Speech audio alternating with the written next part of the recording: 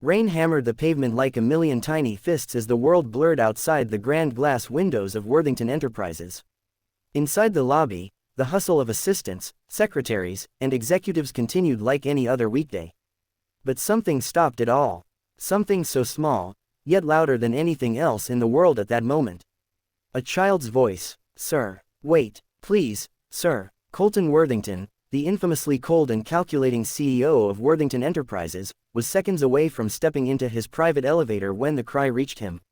His assistants turned sharply, ready to block whomever dared interrupt him. But the man himself paused, frozen by something in the voice. Not desperation, but loss. He turned. There, standing in the lobby with soggy shoes, a school backpack, and tear-streaked cheeks, was a little girl no older than 6. Her hands clutched tightly around a folded paper and a cracked phone. Before anyone could pull her away, she rushed toward him, straight into the marble silence of power and money. "Please," she whispered this time, her voice breaking. "Please marry my mommy. She's all I've got left now." Gasps rippled through the staff. His assistant moved forward, but Colton raised a hand to stop her. His eyes, sharp, cold, unreadable, narrowed on the girl. He expected a prank, maybe a setup. He'd seen it all, but what he didn't expect was what came next. The girl fumbled with her paper, opening it up. A drawing, crude but touching. It showed 3 stick figures: a smiling little girl, a woman with long hair holding her hand, and a tall man in a suit, holding the woman's hand. The title written in crayon: "My family, someday." He looked up slowly. "Where's your mother?" he asked, his voice still hard. "In the hospital," the girl whispered. "She works there. She's tired, and she cries when she thinks I don't see." "And your father?" Colton asked sharply. "She said he left when I was born." Her lips quivered. "I think it broke her heart forever." There was a long silence. Somewhere, a phone rang and was quickly silenced. The girl stepped closer. "You look like someone who could fix hearts." Colton turned to walk away. But those words, "fix hearts," something shifted deep inside him. He didn't turn around. He just said, "What's your name?" "Leah." "Get in the car, Leah." The staff looked like they'd seen a ghost. The cold, unreachable CEO had just told a child to get into his car. And he didn't even know her mother.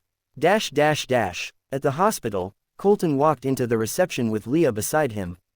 The nurse gasped when she saw him. "I need to see a woman named Emma, she's a nurse. Her daughter came to my office." The receptionist blinked. You're Colton Worthington, sir." "Yes, and I'm not leaving until I see her." Emma had just finished a 36-hour shift. Her feet were aching, her head pounding, and her heart was used to breaking. Until the doors swung open. There stood Leah, her daughter, holding the hand of a man she'd only seen on television. "Mommy." Leah rushed to hug her, then turned to the man. "That's her. That's my mommy." Emma was pale with shock. "Sir, I don't know what my daughter told you. She asked me to marry you," Colton said plainly. "Because you're all she's got left." The nurse looked like she'd faint. "I apologize," she said quickly, holding her daughter's shoulders protectively. "She lost her grandma last week, and I think she just doesn't want to lose again." Colton studied her. No makeup, dark circles, worn shoes, tired soul, but beautiful, honest, real. "She's smart," he said after a long silence. "And she's not wrong." Emma's voice shook. "What is this? A joke? I don't need charity, sir." Colton didn't blink. "Neither do I. I've built an empire by seeing value others overlook." "You see value in us," Emma whispered. He turned to Leah. "I see a family, someday." The weeks that followed were strange. Colton returned to the hospital more than once. He'd bring hot meals, coffee, books for Leah. He sat in the park near Emma's apartment, talking business, but also listening. And slowly, Emma saw something she never expected. Behind that cold, corporate armor, was a man who once loved deeply. A man who lost his little sister in a fire. A man who never healed. That's why her daughter's voice cut through him. She reminded him of his sister. Her courage, her innocence. And Emma, she reminded him of the life he never had. They weren't dating. They weren't pretending. They were simply 3 people, healing together. One evening, Leah asked him again, "Will you marry my mommy?" He looked at Emma. "I don't know how to love anymore," he admitted. Emma's eyes welled up. "Neither do I, but maybe we can learn together." End of chapter 1. Encourage viewers' smiley face. If that first chapter touched your heart, wait until you see what happens when the cold CEO finally faces his past, and has to make a decision that could break 3 hearts forever. Don't forget to like the video, and subscribe for chapter 2, it's going to bring tears, hope, and something none of them expected. The sky outside Emma's window glowed with the orange hue of sunset, casting soft golden light across the apartment. It was small, a little cluttered with toys and half-folded laundry, but it felt like home. At least to Leah. Colton sat quietly on the floor, his expensive watch forgotten beside a worn stuffed rabbit. Across from him, Leah was building a shaky tower of wooden blocks. Each time the tower threatened to fall, she held her breath, and he held his. And Emma, she stood in the kitchen, half hiding, watching the man who had once seemed unreachable, now laugh softly as her daughter toppled the tower on purpose, just to make him gasp. It had been 2 months. 2 months since Leah's desperate plea in that cold, marble lobby. 2 months since Colton Worthington, the same man known for boardroom bloodshed, began showing up with coffee for Emma, coloring books for Leah, and silent companionship in moments where loneliness used to grow wild. And slowly, a miracle had begun. But not everyone saw it that way. The news broke a week later. Billionaire CEO spotted visiting working-class nurse. Secret engagement rumors fly. Has Worthington finally found a heart? Cinderella romance or corporate distraction? Emma stared at the headlines, mortified. She hadn't even kissed him. She barely knew how he took his coffee. And yet the world had already decided she was the next chapter in his fairy tale. Or worse, a footnote. Colton arrived at the hospital that day, greeted not with shy smiles but with whispers, stares, and stiff professionalism. Emma pulled him into a supply room, face flushed.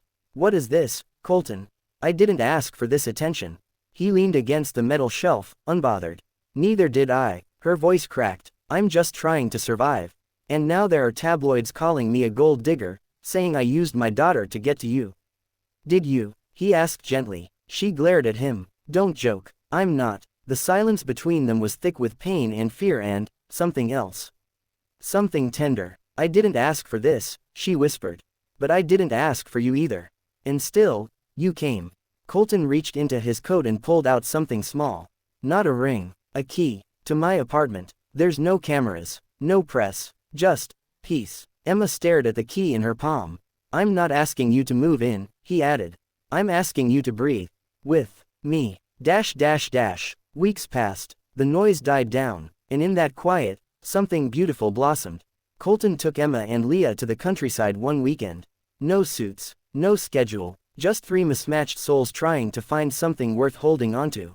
They cooked breakfast together. Leah helped him mix pancake batter and accidentally poured syrup into his lap. Emma laughed so hard she cried. They danced barefoot in the kitchen. Emma played an old record on Colton's rarely used vintage player. He didn't know the steps, but he followed her lead. And for the first time since his sister died, Colton felt alive. That night, as the fire crackled and Leah slept on the couch, Colton turned to Emma. The flickering flames reflected in his eyes. "You were right," he said softly. "About what?" "You said maybe we could learn to love again." Emma looked down, brushing a loose strand of hair behind her ear. "And I think I already am." But fate wasn't done testing them. A week later, Emma got the call. Her mother's old property, the one she'd been trying to sell for years, had caught fire. Arson suspected, no one hurt, but the insurance was a mess. It meant legal troubles, money drains, more stress. Emma sat on her bed, knees drawn to her chest. Leah played quietly in the other room. Colton stood in the doorway. "Let me help." Emma shook her head. "I don't want your money." "I'm not offering money," he said. "I'm offering my name." Her eyes widened. "What? Marry me." Her breath caught. "Not for business. Not for image. For real. I want to be the man Leah looks up to. I want to be the reason you don't cry alone anymore." Tears slipped down her cheeks. "But why now?" He knelt beside her. "Because loving you has been the most terrifying and real thing I've ever done. And I refuse to walk away just because life got complicated." She looked at him, trembling. "I don't need a hero." "You don't," he agreed. "You've already been one. But maybe now, you need a partner." The wedding wasn't extravagant. Emma didn't want glamour. She wanted sincerity. It was held in a small chapel just outside the city. Leah wore a white flower crown and skipped down the aisle holding both their hands. She was the happiest flower girl the world had ever seen. Emma's gown was simple, borrowed from a nurse friend. Her veil was handmade by Leah using tiny sewn-on stars. Colton wore a gray suit, no tie, and sneakers that Leah made him promise to wear, because daddy's shoes shouldn't hurt. When the vows were read, Colton's voice shook for the first time in public. I didn't believe in second chances. I didn't believe in hope. But then your daughter walked into my life and asked me to fix a heart. I didn't know it would be my own. Emma held his hands tightly. I never expected to be chosen. And I never thought I deserved a man like you. But now I know, we choose each other. Every day, the guests cried. The staff who once feared him now clapped with joy. His board members sat stunned, witnessing the rebirth of the man they once called ice. After the ceremony, as the sky turned to dusk and fairy lights twinkled across the garden, Leah stood on a wooden box and raised a plastic cup. To my new daddy, she shouted. Everyone cheered. Colton lifted her high in the air. To my little girl. Emma smiled as she watched them, her eyes full of peace. She didn't need riches or diamonds. She had what she prayed for. A home, a partner, a father for her daughter. And it all started because a little girl wasn't afraid to beg for love. Closing message for viewers. Sometimes, it takes the innocence of a child to remind us what really matters. Love, family, hope. If this story touched your heart, please like the video, subscribe to our channel, and share it with someone who still believes in second chances. Because miracles don't always come with lightning. Sometimes, they come with crayons and courage. Red Heart.